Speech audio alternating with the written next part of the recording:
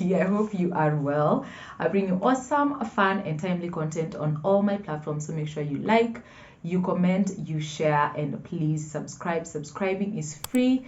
It helps my channel reach more people, and it also helps me know that you value my content. So thank you for being here. Like this video, share it, and invite your friends and family to watch because it is going to be amazing. If you're seeing me for the first time, I create Christian centered content in vlogs, in sit down. So if that is your jazz, please follow and we will be blessed together. Today we are going to be talking about marriage. Okay. We are going to be talking about marriage, and we will talk about if truly marriage upgrades a woman. I know you have your own opinion. Please leave it in the comments. I would love for it to be as interactive as possible. But today I want to bring a point of view that really helped me in my season of waiting for marriage, and now that I am married.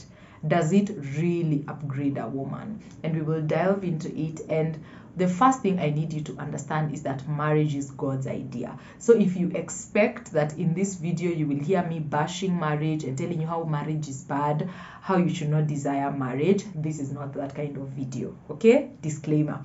This is not that kind of video. We will talk about marriage and what we do as women and what we are supposed to be doing so that we stop feeling like marriage is an upgrade. Marriage is a beautiful season. It will upgrade you to an extent, but it is not the ultimate upgrade.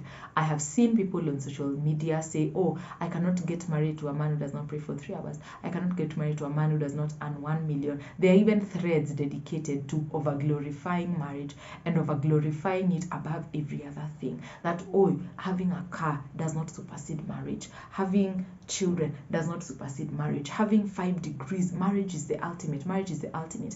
And in this video, we will see if truly it is an ultimate. In case you are married, please share your wisdom in the comments for our sisters that are single or even in the waiting period or engaged, ready for marriage. Please don't take this as life or death. Please don't take this video as alpha and omega concerning the issue of marriage.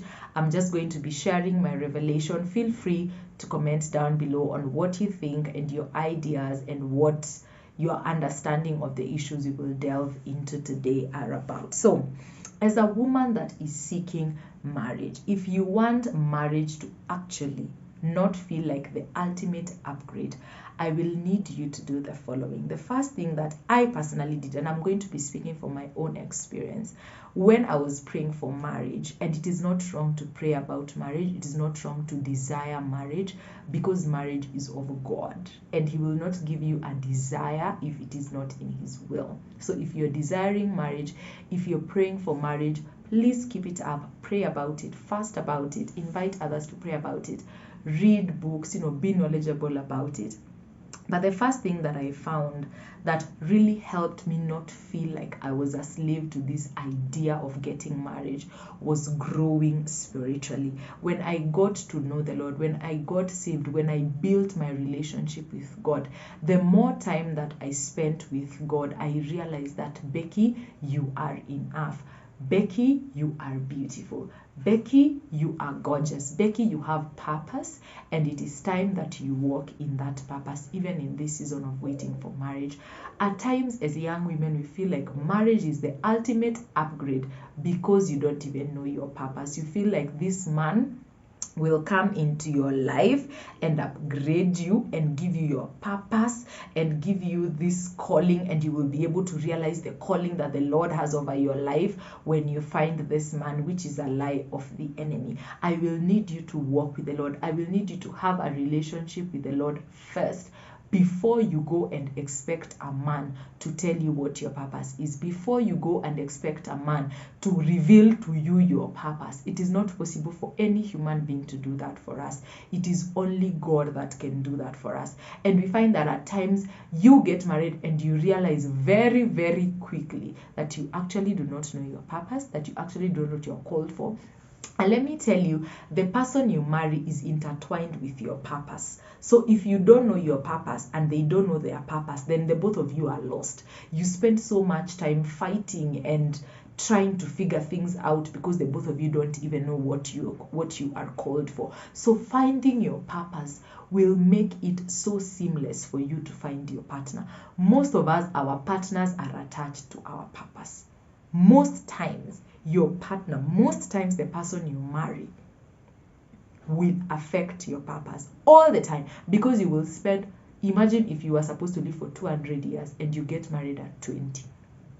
How many years are those that you're going to spend with this one person that you chose? So knowing your purpose will even inform the kind of person you want to be. If I know I am called to ministry and the Lord has called me for the nations to preach the word, there is no way I will get intertwined with, number one, someone who does not know the Lord, and number two, someone who explicitly tells me that ministry things are not my portion. I cannot marry a woman that preaches. The place of a woman is not in preaching and in teaching the word.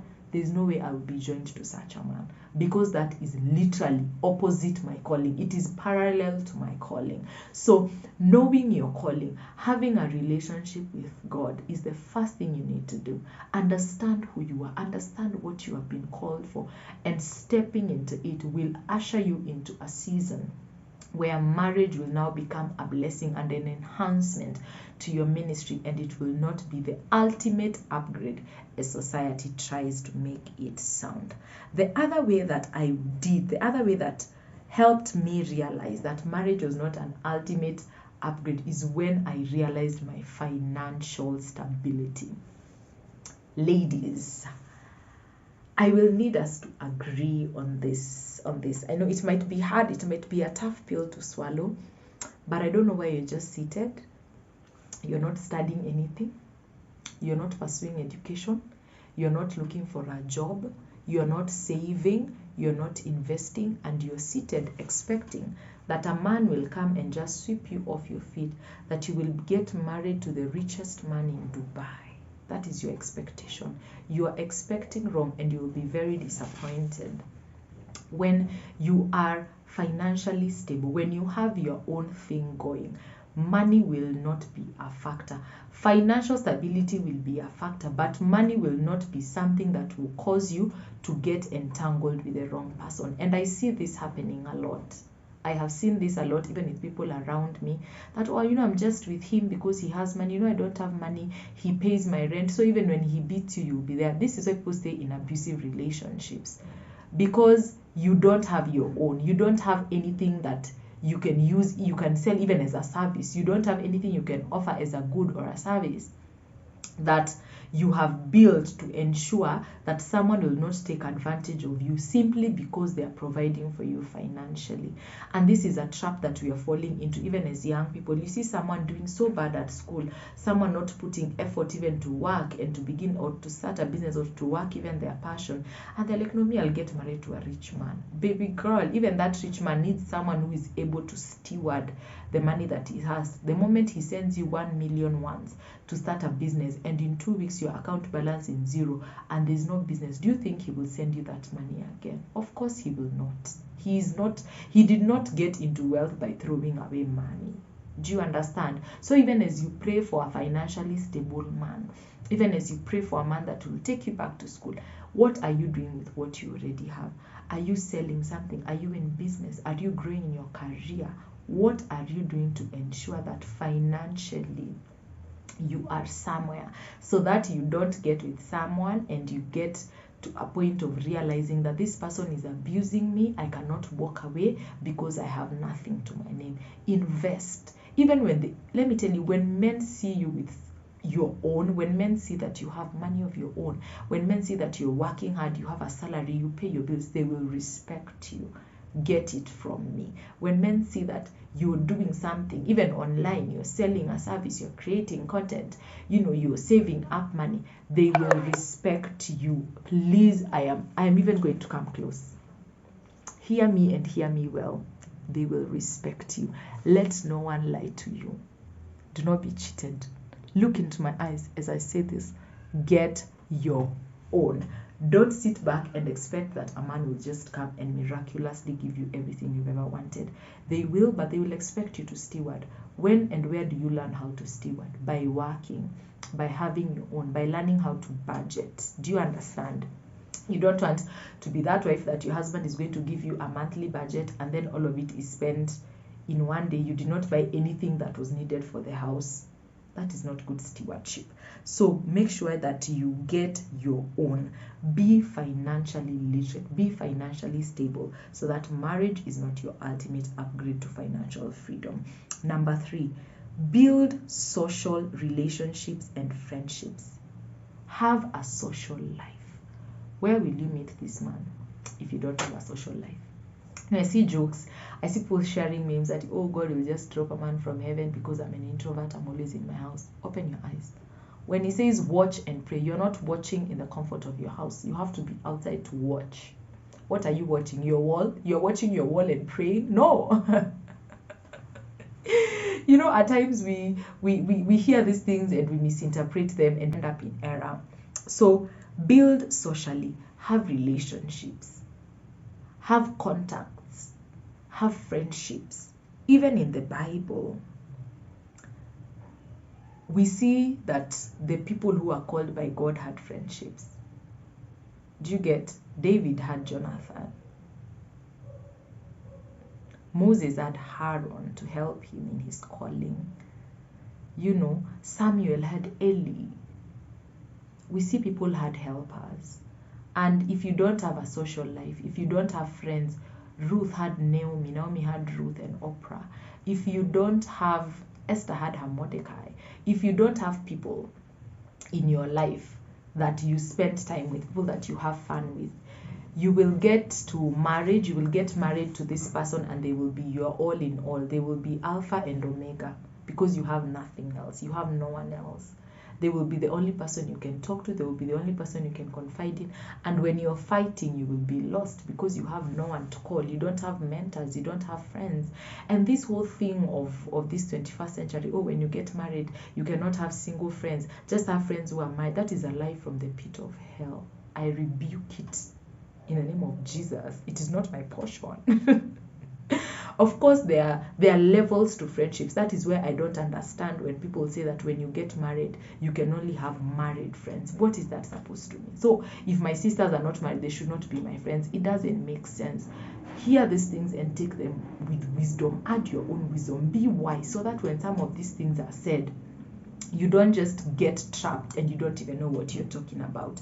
So have friendships, build social capital so that you don't become a burden to this one person. No one person can be your all in all. They will get tired. They will disappoint you. They will hurt you at times. Where will you run? Of course, you will run to Jesus because he's your firm foundation. But you need people. You need physical people around you. People that can rally around you. The man who was crippled, he had friends. His friends went to the roof to bring him down so that he could get his healing. At times you need someone. At times you need people. There are things you will do on your own, but there are things that you will not be able to do without community. So build community. Even that community will be the people that will tell you, hey, I don't think that one is for you. That same community are the people that will tell you the way you're dating, you're not dating well. Also date in community. How will you date in community that you already don't have? Do you understand? So grow your social capital. Find people, find your people, find your purpose, know what God created you for. Because if this person is going to come and be a helper, if this person is going to come and support you in what God has called you to be, you need to know it to begin with. You need to understand what you're called for. And then learn from other people's experiences. You don't have to experience everything for you to know whether it is good or bad.